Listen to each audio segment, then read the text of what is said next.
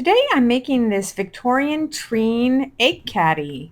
Did you know that treen is just an old English word that means tree? It's just a word that's used for wooden things. I love that. I made this from a kit and I'm going to show you exactly what I did. It is a simple kit, but I've never made anything from a kit like this before. So I'll tell you my thoughts and what I'm learning as I go along.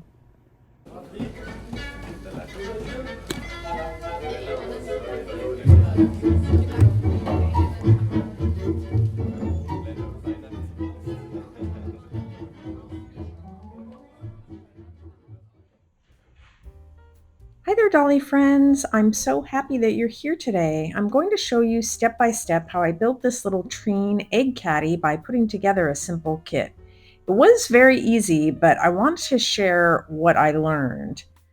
I know my eggs look like they came from a rather prehistoric chicken, but that's for another video. I wanted to color them a little bit because when my friend who has chickens gives me eggs, sometimes they have a little blue or green and of course brown color to them. I just gently put them in some paint that I had diluted with water, and I like the way they turned out, but ultimately I had to change them, and I'll tell you about that in just a bit. Here's the kit I used. I discovered this designer when I went to my first miniature show last fall. He's a designer slash architect from the Netherlands, and I'll link his Etsy shop. Really beautiful stuff and a well-made kit, almost too easy to do. It's laser cut and printed on MDF board, which I think is compressed wood shavings and an epoxy bonding. One side of his kit actually shaded and colored, so you don't even have to do anything to it if you don't want to. And remember that MDF is very receptive to paint, stain, and glue, so there's not a lot of second chances once you do the finishing. The way that his kit is cut, there's just some very simple tabs that need to be broken and just a gentle outlining of the edges, and you can push it through quite easily. I have this sped up quite a bit. I really took my time because I'm someone who rushes and isn't careful, and I really didn't want to break it because there would be no second chances there. You can see along the edges there where the little pieces, where you need to break that attachment. And then the rest of these large pieces really popped out quite easily.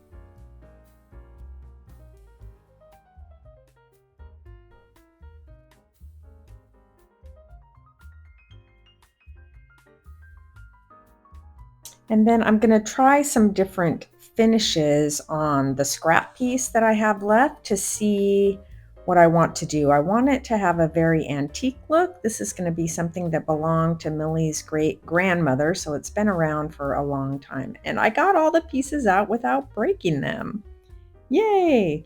So I'm going to try some stain pens, this little kind of blotter stain thing that I have, and some paint, and see what works for me. I want it to be pretty dark. I want it to be pretty dark, but I still want you to be able to see some detail. Now you can see in the MDF board that it does look pressed, but with some gentle technique, I think I can make it look more like wood.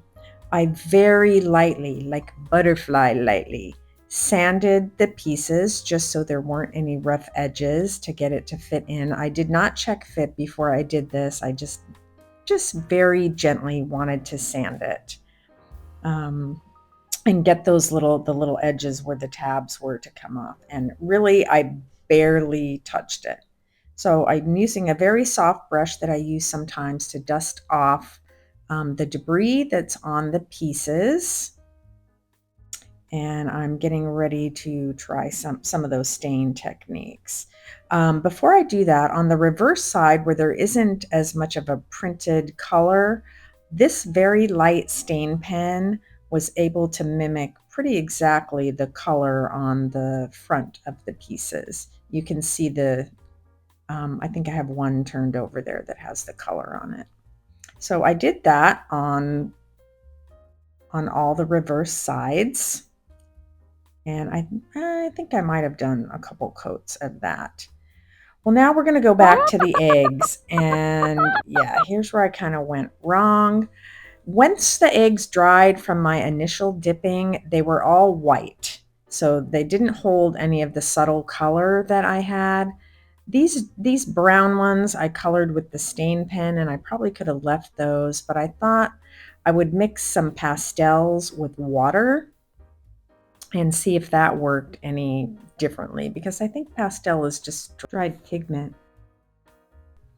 And I don't want to soak them too long in the water because these are just air dry clay eggs. So I don't want them to completely disintegrate once I soak them.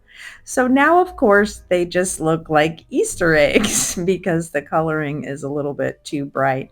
I think it'll fade a little bit when it dries, but we're just going to have to go with that because this video is about building the kit and not about making clay eggs, which is not easy. If you have a good technique, yeah. So now it just kind of looks like I have a bowl of rocks. Anyway, we're going to have to use these because I don't have any more and I don't have time to make any more. Yeah, here's the light colored stain pen. And I had one more piece that I hadn't done because I wanted to show you. Yeah, so that's all the reverse side. And there's the colored side that's already pre-printed.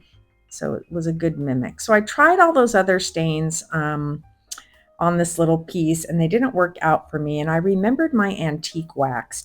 I don't know why I always forget about my antique wax. So I'm just trying it out here. And I already know that it's going to work out for me.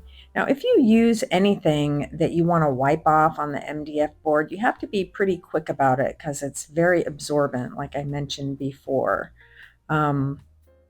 So it's good to do a practice if you can on the scrap piece if you're not sure about the color or the stain or the paint that you want to use. I'm using a cotton swab, but I don't actually recommend doing that. For the next coat, I'm going to go ahead and use a brush to give it just a little bit more um, of a wood look. The texture from the brush will give it just a very subtle little wood look.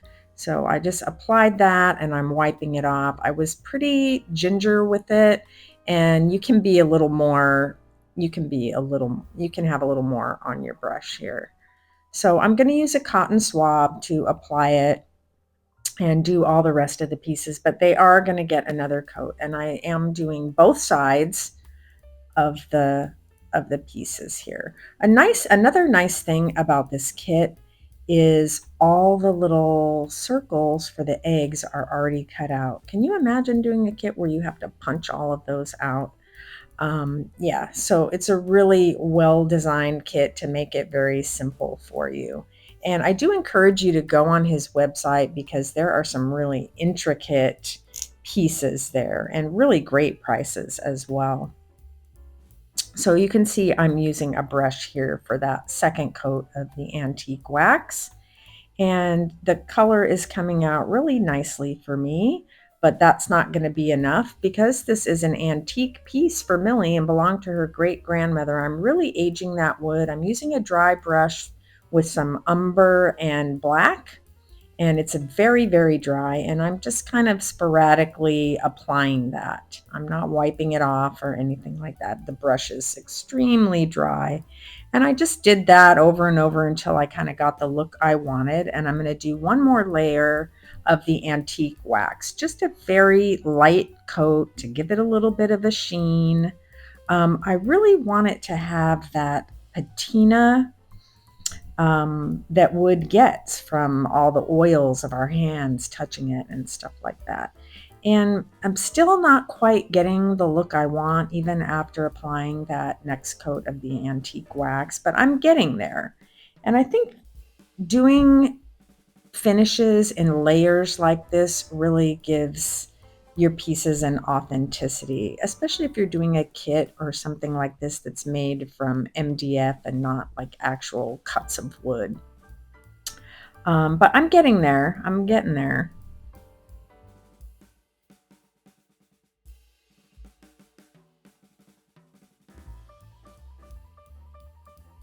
Here are the pieces when they're complete with all the different coats, and I really like the way they look, but they still don't quite have that just that little bit of a sheen. And I really do not want to use any Mod Podge or anything like that. It's going to be too thick and I think really interfere when I start to put it together. So I had an idea of trying to put a little beeswax. That candle I have there is made from beeswax, and I'm using a little chamois cloth. And I'm just kind of gently applying it and then buffing it with the cloth. And it gave it just a hint of a shine that I was going for. So I'm going to do all the sides of that, and I'm going to leave it at that. And then I'm going to get ready to put it all together.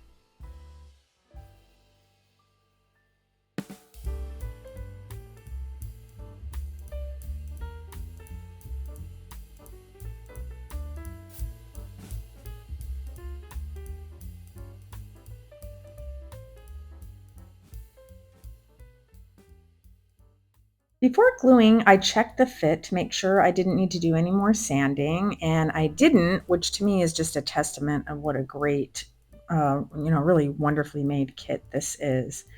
I used only the smallest amount of tacky glue as the joins were so snug, you might even be able to get away with no glue at all.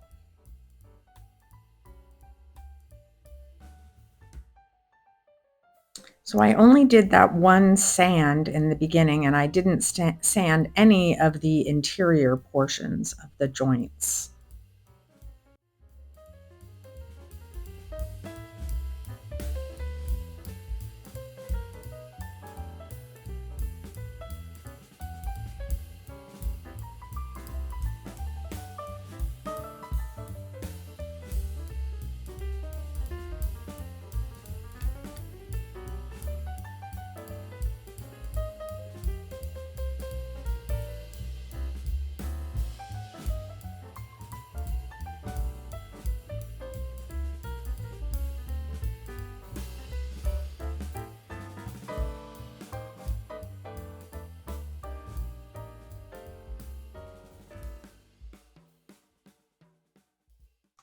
You see me now starting to glue on the other side. This is incorrect.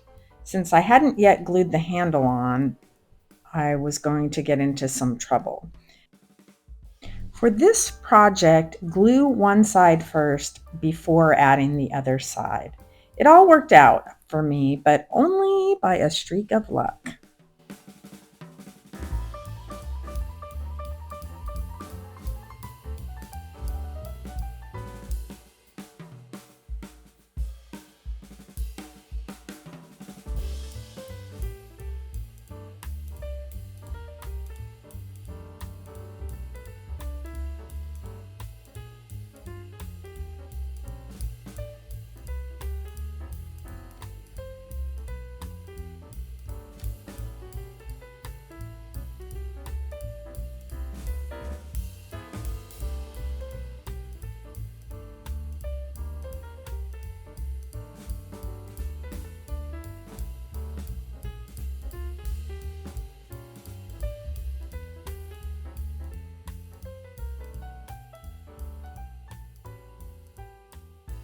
I'd love to know your thoughts about this little egg caddy that I made and what your thoughts are in general about doing kits. I think I'd like to try to do some more. I think it will help me in my miniature making. I am really pleased with the way it turned out, and I'm going to end up putting it in the kitchen, of course, where Beatrice can use it for baking.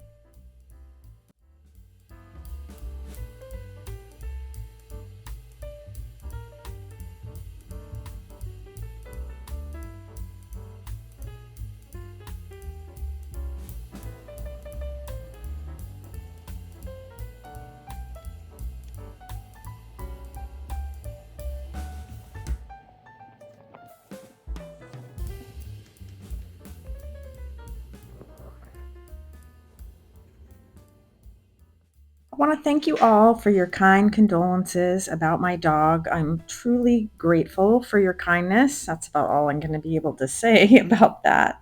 I bought some more kits to try and to compare with this one. I think I need a stand for my parlor fern, so please come back and visit me next time in the doll cupboard.